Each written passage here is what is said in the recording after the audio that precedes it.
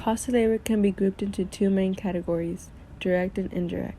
Direct costs include wages for the employees that produce a product, including workers on an assembly line, while indirect costs are associated with support labor, such as employees who maintain factory equipment.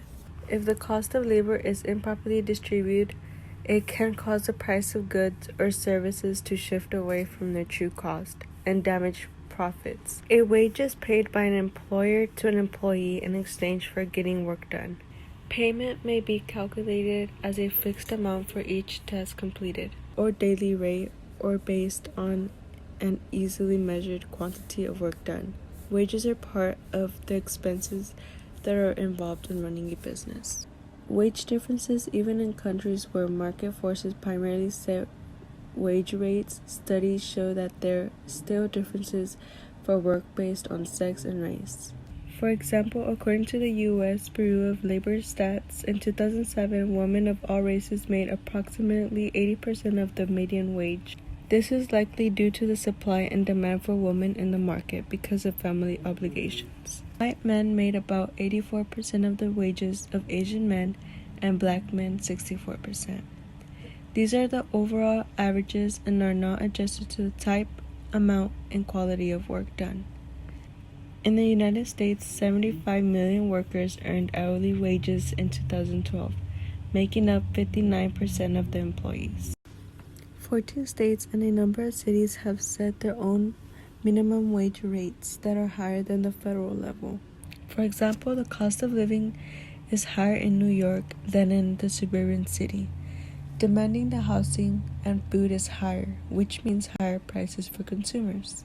As many companies' leader knows, the biggest cost of doing business is often labor. Labor cost, which can account for much as 70% of total business's cost, include employee wages, benefit, payroll, or other related taxes. Activists have undertaken to promote the idea of living wage rate, which account for living expenses and other basic necessities, setting the living wage rate much higher than current minimum wage laws require. The minimum wage rate is there to protect the well-being of the working class. According to Paycor survey, HR professionals only spend 50% of their time managing labor costs, attracting top talent, engaging new employees, and developing them over the course of their career are always top of the mind. It's always a critical opportunity for HR to step out of its comfort zone and contribute much needed value to an area typically owned by fans. The cost of employee benefits, which can account for up to 30% of overall labor costs, are a significant expense as well. According to Mekiar's 2017 survey of employee-sponsored health plans, the average increased over the past 5 years for large employer-sponsored health plans have hovered around 3%, but in 2018, costs are expected to increase 4.3%, their largest since 2011. Labor costs are rising and are on the lookout for areas where they can reduce spending.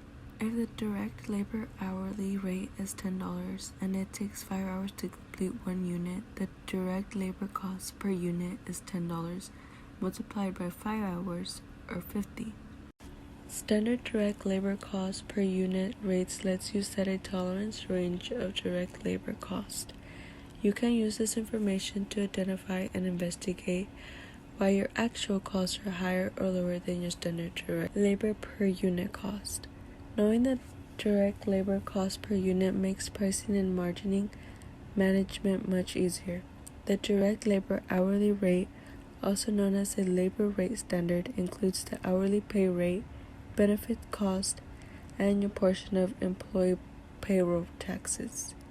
Calculating the hourly value of benefits and employee taxes by invading that amount by the number of hours worked in a pay period.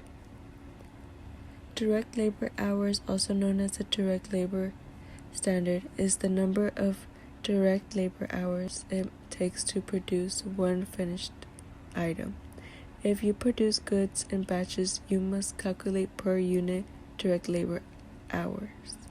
To find this number, divide the number of items produced by the number of hours it takes to produce. For example, if the direct labor hourly rate is $10 and it takes 5 hours to complete 1 unit, the direct labor cost per unit is 10 multiplied by 5 hours. Therefore, controlling direct labor costs is an important part of making sure that your business maintains its profit.